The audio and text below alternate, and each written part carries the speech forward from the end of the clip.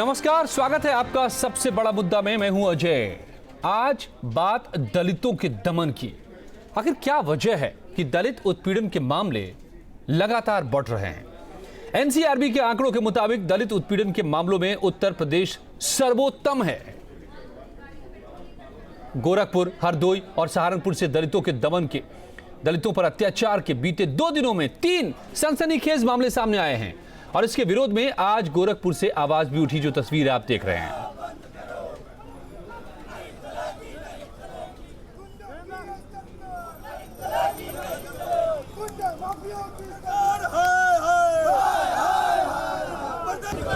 गुंडा राज बंद करो, बंद करो, बंद करो, गुंडा राज बंद करो, से माफी मांगो, माफी मांगो, माफी मांगो। चौरी चौरी चौरा में दलित उत्पीड़न नहीं चलेगा, नहीं चलेगा, नहीं। दलित विरोधी ये सरकार मुर्दाबाद, मुर्दाबाद। जरा देखिए इस आवाज को। बंद करो, बंद करो, नहीं चलेगी, नहीं चलेगी।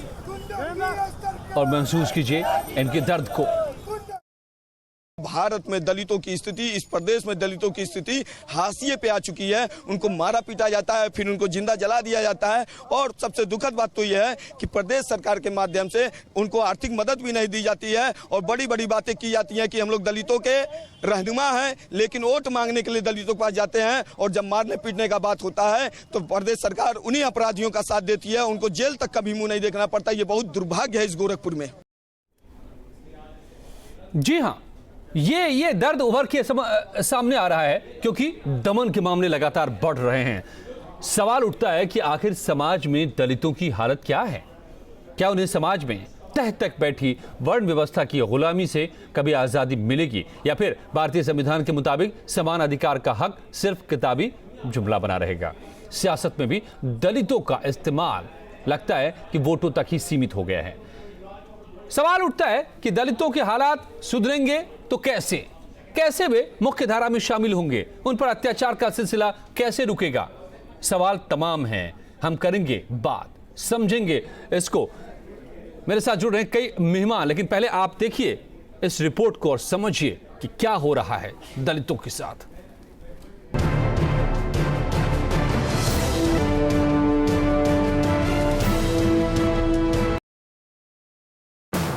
दलितों के दमन से हाहाकार, गोरखपुर में जिंदा जलाया, हरदोई में पीट पीट कर कत्ल, सहारनपुर में छात्र की हत्या। अजीत यादव प्रधान को हम चीने हैं और हमारे यहाँ का प्रधान का लड़का उन सिवा और 4-5 लोग और थे। पेट्रोल हमारे ऊपर डाल रहे थे। हम उठ के भागना चाहे तब तक माचिस का तीली मार दिया। संतोष इस दुनिया में नहीं है। घंटों की जद्दोजहद के बाद संतोष आखिरकार जिंदगी की जंग हार गया। गोरखपुर के चौरी चौरा में प्रधानी चुनाव की रंजिश के चलते संतोष और नर्मदा को दबंगों ने पेट्रोल डालकर जला दिया था। संतोष की मौत हो चुकी है और नर्मदा अब भी जिंदगी और मौत के बीच झूल रहा है। सत्ता पक्ष का उनको सहयोग मिल रहा है। सहयोग नहीं मिलता तो इतना गुंडे ही नहीं करते। एक सोए हुए आदमी के ऊपर पेट्रोल डाल के जला देना, ये तो जानवर भी इस तरह नहीं करेंगे। कुछ ऐसी ही खौफनाक दास्तां है हरदोई के पसिनपुरवा गांव की। यहाँ कोटेदार से राशन लेकर जब बबलू नाम का युवक लौट रहा था, तभी गांव के कुछ दबंगों ने हेकड़ी भरे अंदाज में बुलाया। बबलू ने इनकार किया तो उसे बुरी तरह पीटा गया, इतना कि घर पहुंचते पहुंचते उसने दम तोड़ दिया। इसको वहाँ बुलाया, ये गया नहीं, इस पे गाली गलौज किया और गाली गलौज इसने मना किया तो उन लोगों ने खींच कर चबूतरे पे मारा, इतना मारा कि घर तक जब तक गया इसने दम तोड़ दिया। क्या किसी बात से इनकार करने की इतनी बड़ी सजा हो सकती है? दलितों को किस तरह जीना है और किस तरह रहना है, क्या आज भी ये तय करने का हक खुद को अगड़ी जाति का मानने वाले लोगों को ही है? सहारनपुर में भी दिल दहला देने वाली ऐसी ही वारदात सामने आई है। नांगल इलाके के डाक डोली में रजनीश नाम के एक दलित किशोर का शव आज जली हालत में मिला है। पुलिस आरोपियों की तलाश कर रही है। इसको तो पहले तो उसको मारेगा, मारने के बाद इसके ऊपर जो है ने आग लगाई। मारा किस चीज से? मारा हथियार नहीं है जी, ये तो बड़ा घोट का मारेगा। उत्तराखंड का हाल भी कुछ ऐसा ही है। बागेश्वर के कांडा में दबंगों ने एक दलित का गला महज इस बात के लिए रेत दिया कि उसने आटा चक्की को छू लिया था। सवाल ये है कि आजादी के 60 साल बीत गए, लेकिन छुआछूत जैसी समस्याओं से अब तक देश को आजादी क्यों नहीं मिल पाई है। यूपी से उत्तराखंड तक दलितों का दमन जारी है। मामले सामने आए तो सियासत भी गर्मा गई।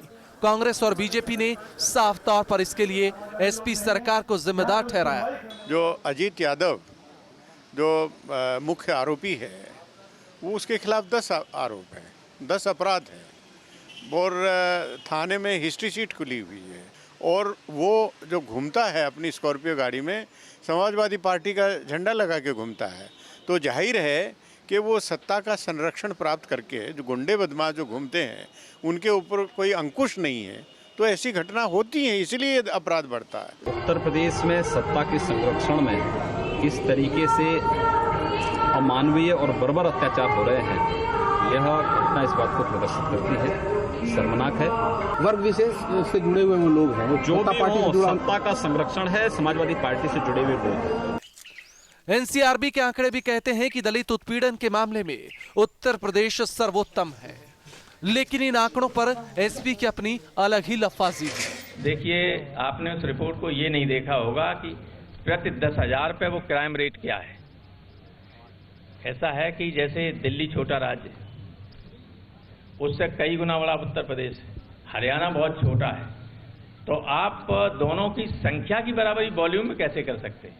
आप पर 10,000 रेट क्या है, ये असली दिशा देगी। ये देखिएगा कि एनसीआरबी में क्या लिखा हुआ है। एनसीआरबी फिलहाल एक तरफ दलित राजनीति शुरू हो गई है, राजनीतिक रोटियां सेकी जा रही हैं, और हो भी क्यों ना, आखिर चुनाव भी तो सर पर है, और दलितों का इस्तेमाल तो राजनीति में हमेशा वोट के तौर पर ही हुआ है। लिहाजा नेताओं का दलित प्रेम भी चुनाव के वक्त ही जागता है। यही वजह है कि दलित हमेशा से सामाजिक और आर्थिक नजरिए से हाशिए पर रहे हैं। संविधान में तो दलितों को बराबरी का दर्जा है, लेकिन महज किताबी तौर पर ही। सामाजिक नजरिया और समानती मानसिकता, आखिर दलितों को इनसे मुक्ति कब मिलेगी? Bureau report, news state, Uttarakhand, Uttar Pradesh. और इन हालातों पर न्यूज स्टेट सवाल उठाता है कि दलित उत्पीड़न की घटनाओं पर आखिर लगाम क्यों नहीं लग पा रहा, क्यों नहीं घटनाएं थम रही हैं? दलितों पर अत्याचार की घटनाओं के पीछे बड़ी वजह क्या है? दलितों की बदहाली के लिए समाज की सोच कितनी जिम्मेदार है? और बराबरी की बातें की जाती हैं, क्या यह सिर्फ संविधान तक महज वोट बैंक बनकर दलित समुदाय रह गया है और संविधान तक ही बराबरी की बातें सिमट गई हैं? मेरे साथ जुड़े हुए खास मेहमान राजकुमार जी हैं, दलित चिंतक है मेरे साथ जुड़े हुए। डॉक्टर चंद्रमोहन प्रवक्ता हैं उत्तर प्रदेश बीजेपी के। जफर अमीन नेता हैं समाजवादी पार्टी के। मैं राजकुमार जी सबसे पहले आप ही से समझना चाहता हूं, ये बार बार मैं यहां बैठ करके इस बात को समझने की कोशिश करता हूं, बार बार, लेकिन घटनाएं सामने आती रहती हैं। बार बार ये समझ में आता है कि कोई फर्क नहीं पड़ता, दलितों पर अत्याचार के मामले आज भी बदस्तूर जारी है। आखिर क्यों, क्या है सबसे बड़ी वजह? बात आपने कही अभी जो रिपोर्ट दिखाई उससे साफ है कि पूरे तरीके से ये समाज के अंदर जो पूरा ब्राह्मणवादी जो सामाजिक मानसिकता है, वो ब्राह्मणवादी सामाजिक मानसिकता जब तक नहीं टूटेगी तब तक ये दलित अत्याचार और उत्पीड़न को बंद नहीं किया जा सकता है। दूसरा इसका है कि राजनेताओं की राजनीतिक विल पावर, जब तक राजनेताओं की वो जो नैतिक शक्ति है, जब तक वो उत्पीड़न को रोकने के लिए नहीं होगी तब तक नहीं हो सकता है। तीसरा है, जब तक प्रशासन को जो है, राजनेता जब तक प्रशासन को सख्त नहीं करेंगे और प्रशासन जब तक टाइट नहीं होगा तब तक ये दलित उत्पीड़न को नहीं बंद किया जा सकता। नहीं तो क्या जो सबसे बड़ी वजह को जो मैं समझना चाह रहा हूं, कारण है, देखिए रामकुमार जी, उत्तर प्रदेश ही नहीं बल्कि नहीं रामकुमार जी, मैं जो आपसे सबसे बड़ी वजह जानना चाहता था, ठीक है, मानसिकता हमारे समाज में, हमारे समाज की वर्ण व्यवस्था, ये सारी चीजें अपनी जगह पर मौजूद रही हैं, लेकिन उससे लड़ेगा कौन? क्या वो राजनीति और वो राज सत्ता जिसको इससे लड़ना है, जिसको इससे बदलना है, दरअसल वो इसका इस्तेमाल करने लगता है। एक सरकार आती है तो दलितों के खिलाफ जो मामले होते हैं उसको हटाती है, दूसरी सरकार आती है तो दलितों के खिलाफ मामले बढ़ जाते हैं, दलितों के खिलाफ दमन बढ़ जाता है। ये क्या है?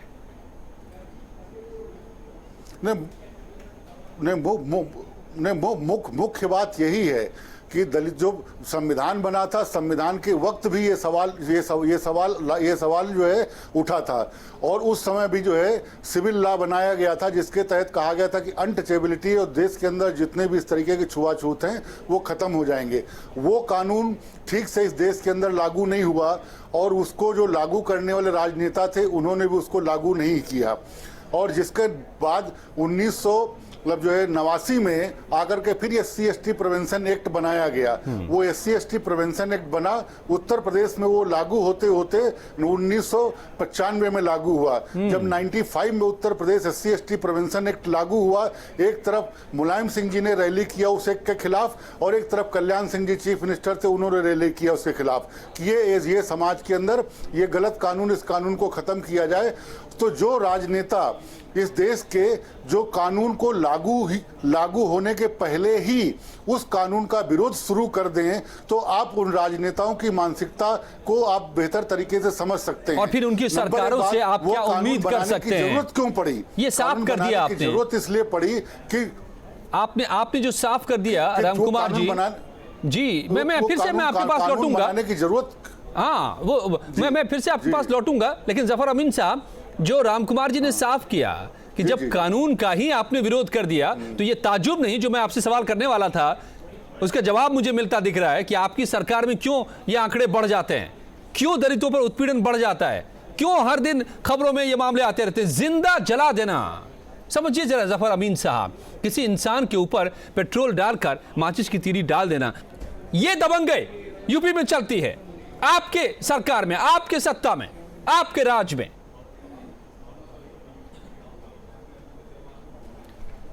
अजय भाई, अभी आपने CRB की रिपोर्ट बताया है, पूरे देश के अंदर शेड्यूल कास्ट और शेड्यूल ट्राइब्स 20% आबादी सिर्फ अकेले उत्तर प्रदेश में है, और उत्तर प्रदेश के अंदर जितने भी केसेस हो रहे हैं आप ये गौर से देखिए कि उसमें जो भी मुलजिम हैं वो एक राजनीतिक दल से जुड़े हुए लोग हैं।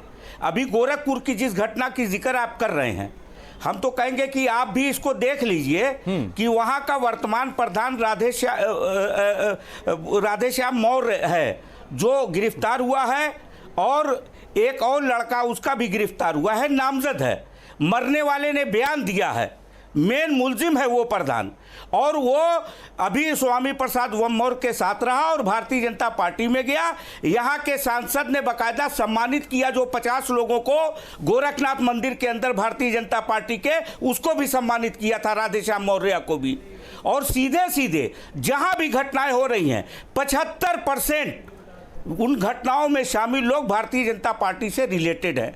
आपने कहा NCRB के लिए गुजरात में 2014 में 1130 मामले हैं, 1130 सिर्फ मामले दलित उत्पीड़न के, और 2015 में 6655 मामले हो गए गुजरात के अंदर।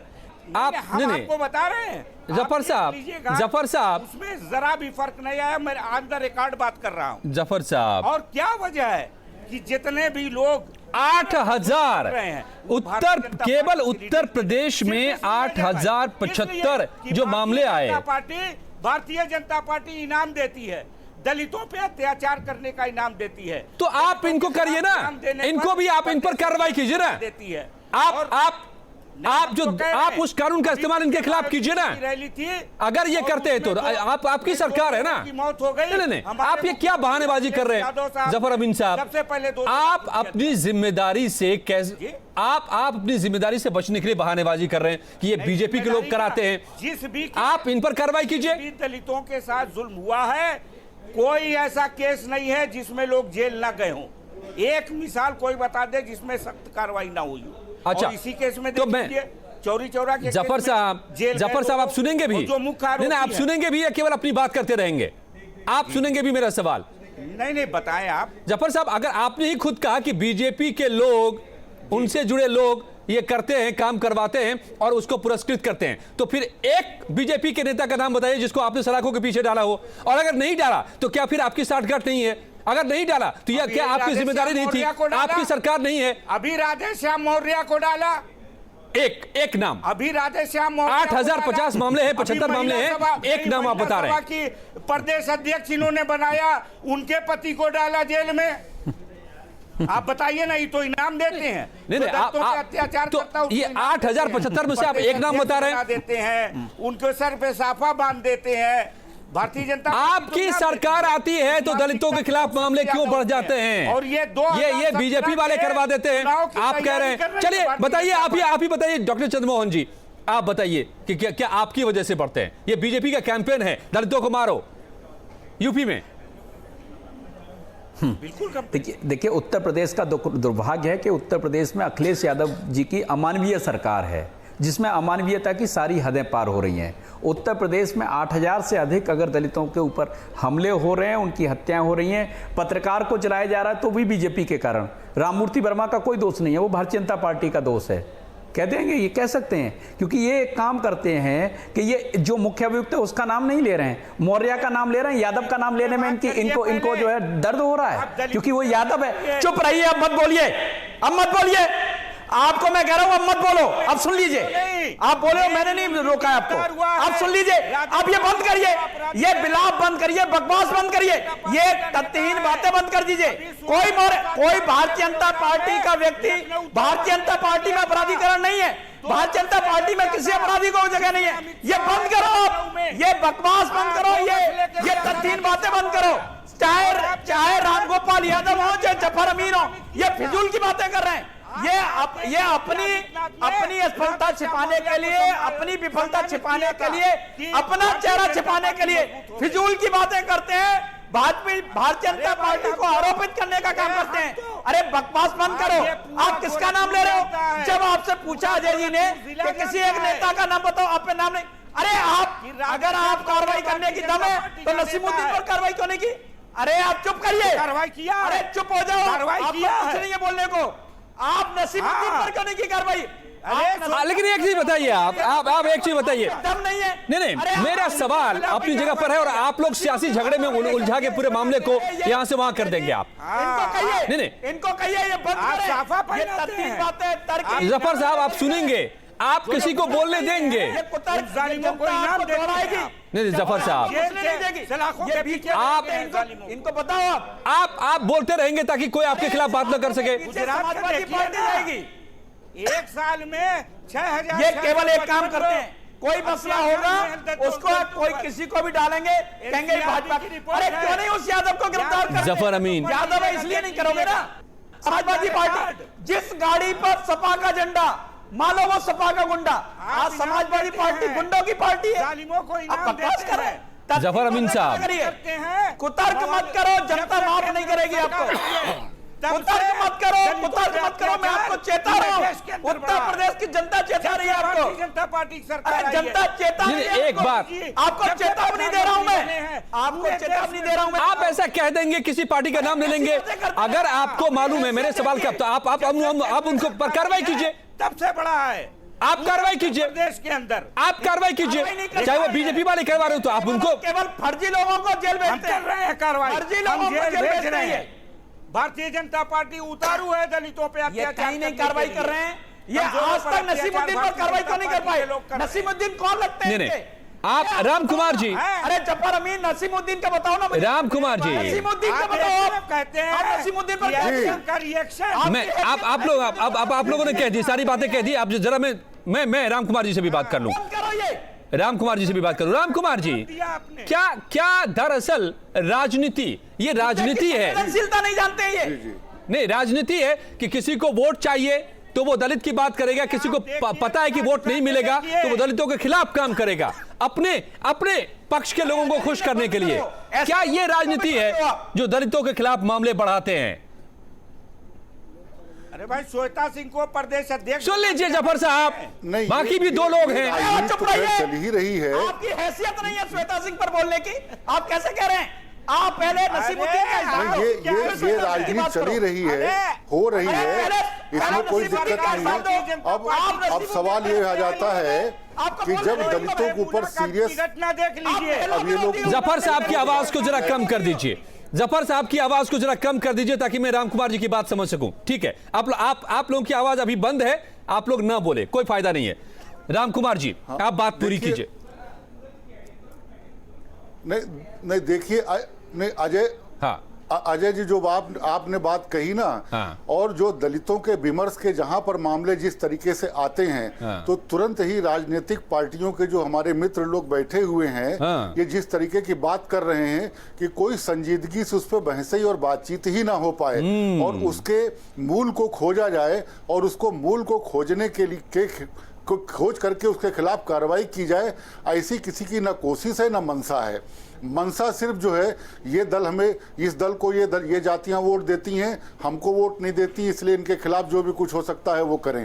और ये इनको वोट देता है इसलिए इनके खिलाफ हो सककर करें। हाँ। वो जो एक राजनीतिक शक्ति और वो जो ताकत होती है, वो इस पूरे विमर्श में भी आप देख लीजिए, ये दोनों दल के जो हमारे मित्र लोग हैं वो यही दर्शा रहे हैं कि कोई भी संजीदा सामाजिक जो उत्पीड़न के मामले हैं, जो जाति उत्पीड़न के मामले हैं, और उत्तर प्रदेश के अंदर अगर देखें अभी जो लेटेस्ट जो एनसीआर, तो ये राजनीति भी इसके पीछे है वजह साफ तौर पे। आप एक बार जल्दी से अपनी बात कहिए, आप चंद्रमोहन जी, इस अर्ज के साथ कि जफर साहब आप 1 मिनट के लिए बोले देंगे। देखिए जी जी जी देखिए, ऐसा है अजय जी, सबसे बड़ी समस्या यह है कि उत्तर प्रदेश में बहुजन समाज पार्टी सुप्रीमो मायावती जी ने भ्रष्टाचार के कारण जो अखिलेश यादव के सामने आत्मसमर्पण किया है, उसका परिणाम है कि उत्तर प्रदेश में दलित उत्पीड़न हो रहा है।